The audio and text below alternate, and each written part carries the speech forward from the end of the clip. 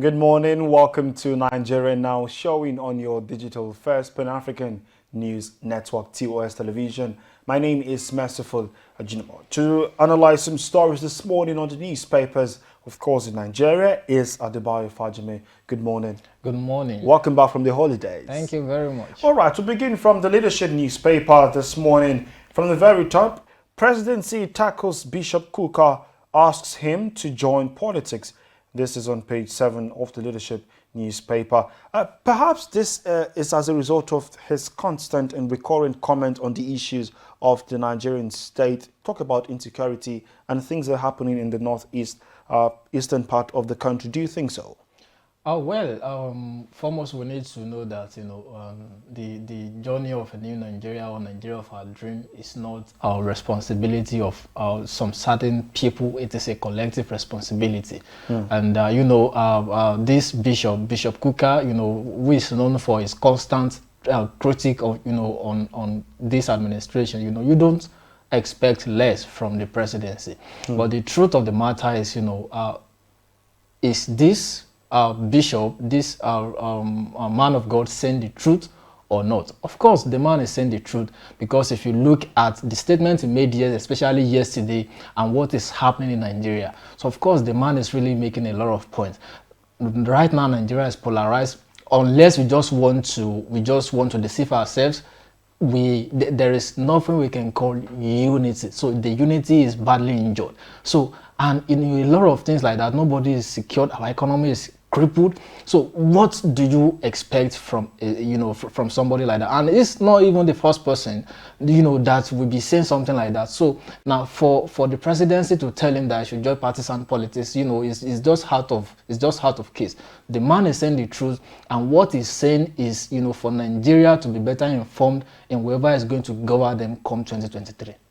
All right, that story is on page 7 of the leadership newspaper. And besides that, on page 6, death toll in South Africa flood hits 443, others missing. And then we see World Bank suggests steps for Nigeria, others to avoid debt distress. That is on page 7. Don't tamper with $418 million Paris Club funds, states tell federal government. And then the big story is Igbo presidency, Southeast leaders want consensus across party lines. That story is on page 4 of the leadership. And then besides that, we see Lagos short Christian schools over juvenile sex scandal. That's on page 13 of the leadership newspaper. And also that story is on the Nigerian News Direct from the very top, just at the middle there, alleged sex video. Lagos state government shuts Christian schools on page 21 of the Nigerian News Direct paper. Perhaps we know that the internet, went haywire yesterday over the leaked alleged sex video. And we've had so many controversial topics and statements from people who have commented on the issue. But I want to just get your take on what is your current take on this thing that is happening, especially in a time as now in Nigeria. Yeah, Merciful, I need to be honest. This really showed that Nigerian society, we have left our pot on watch, and it's really, really burning, because this is not the first time we'll be experiencing something like this. And for a case like this, seeing minors, teenagers, not even teenagers, young people, to be children to be indulging in this, disgusting act, and that is going viral on the social media in this bad act. It shows that something is really, really wrong, and the rate of moral decadence in our society is at an alarming vacant rate, and something needs to be done very quickly. And that takes us back to our roles at home, our roles in the school. When you want to raise children, it is not a one-man responsibility, like a proverb says in Yoruba, that it is just too high that give birth to a child, but it is plenty high that we see to the upbringing of that child. Now, if something is wrong at home, whatever is wrong at home will be very difficult to be corrected in school. Right. So whatever is being done at home is just to be, complemented in school, and whatever is being done in school can be complemented, at home. But when we get it very wrong at home, it will be very, very difficult to get it right at the school. Because if you look at, the statement the authority of the school, issued, it shows that, they tried their best, and it even contradicts what the mother of the of the girl is even saying. Do you understand? Because they said about 76 of them went to Dubai, and they said 71 of them are they strictly to the rules and regulations being laid down. Then what happened to the remaining 5? So, and according to the school authority, they said these people were kept in separate floors. So what now happened? And if you look at what happened on the internet when the way these people did what they did, and with what the mother of the girl said, you can see the contradiction. This really shows that this is not the first time the young girl is, because if you are doing it for the first time, you will know obviously that no, this person is doing it for the first time. So the bone of contention is that it is a pointer to the moral decadence in our society, and something needs to be done because of our future, because these people are the future of the nation, and if they continue like this, then that means our hope will be dashed in the nearest future. I like how you reiterated the fact that these people, these young children, are the future of Nigeria. And I just want to draw your focus to the fact that people are talking about the fact that exposure is the #1 issue.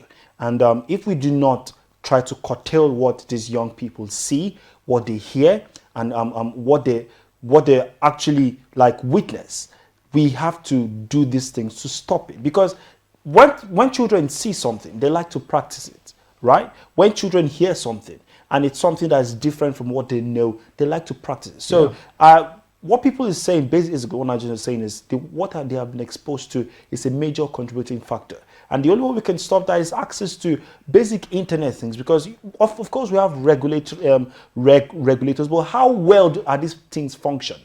That's the big question. Yeah, it's true, but at the same time, because even I could remember when somebody like me, was growing up, there are some certain things in my society, my immediate community that I was exposed to. But I know how my mother, taught me, how she brought me up to ensure that, I was not badly influenced. The question is, if sex is everywhere, no doubt about it, on TV, on the internet, anywhere you go. But now, what is the guide parents are giving to their to their what is the education?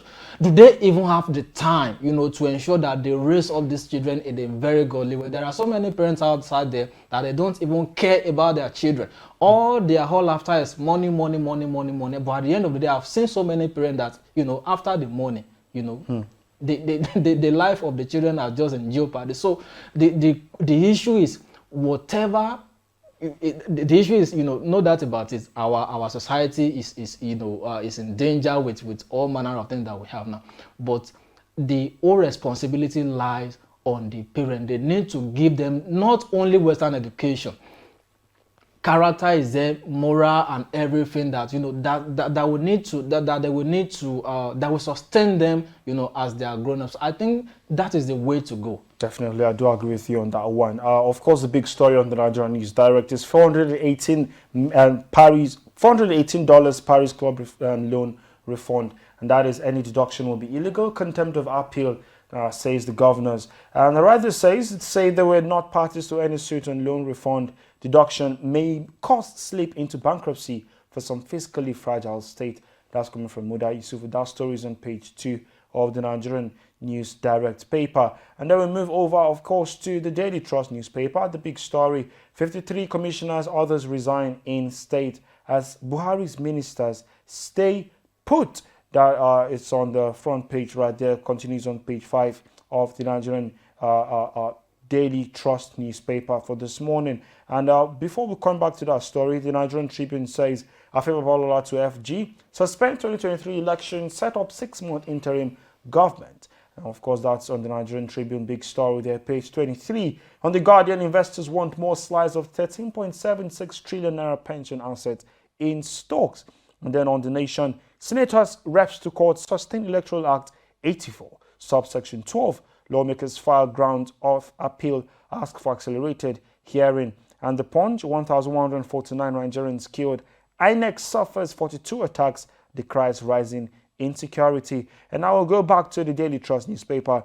53 commissioners, others resigning state as Buhari's ministers stay put. We're out of time, but what's your comment on this update?